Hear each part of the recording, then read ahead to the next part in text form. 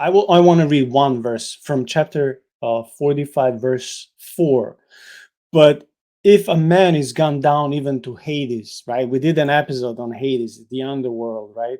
And stands in awe of all the heroes who have descended there, regarding them as gods, yet he may see the fact of Christ's resurrection and victory over death, and infer that among them also Christ alone is true God and Lord. I love this section. It reminds me of the dream that Justin Peterson had a couple of years ago when he saw these, special royal kings of all who stood up, and there's this specially anointed, king who stands up, in their midst, and they all bow to him. So in Saint Athanasius' view, even if one would be able to go to Hades, right, to the underworld, and see all these mighty kings of old who died, there's still nothing compared to Jesus. I love this section so much. Okay, let me now skip further. I think we can skip all, these sections when it comes to Zeus, Kronos, Apollo, because we did read about them already.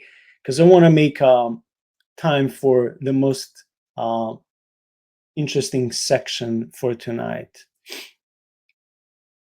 Okay, chapter 48, verse 3. And let him come who would test by experience what we have now said, and in the very presence of the deceit of demons, and in the posture of oracles, and the marvels of magic, let him use the sign of the cross. I like also how the sign of the cross, both S and C, are capitalized. So the sign of the cross, which is laughed at among them, so among the heathens, right? And he shall see how by its means demons fly, oracles cease, and all magic and witchcraft is brought to naught.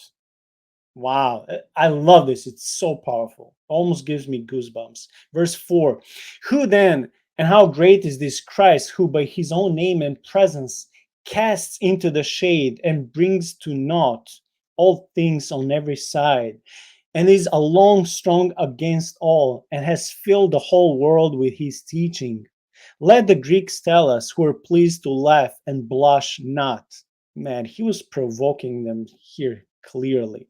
Verse 5. For if he is a man, how then has one man exceeded the power of all, whom even themselves hold to be gods, and convicted them by his own power of being nothing? But if they call him a magician, how can it be that by a magician all magic is destroyed, instead of being confirmed? For if he conquered particular magicians, or prevailed ever one only, it would be proper for them to hold that he excelled the rest by superior skill. He was a good logician also. His logic was very, very solid.